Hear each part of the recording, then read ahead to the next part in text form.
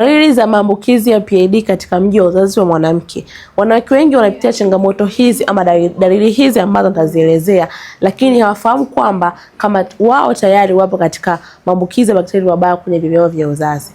Hapa kuna dalili ya kwanza ni maumivu ya tumbo la chini ama kiuno.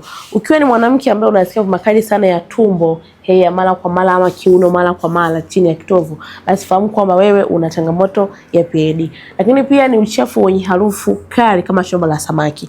Unapata uchafu hizo unaweza kuwa ni wa njano ama wa kijani, lakini huo uchafu ukawa na harufu mbaya sana kama shombo la samaki, jua kwamba tayari wewe una hiyo dalili ya maambukizi ya PID kwenye miji yako ya uzazi.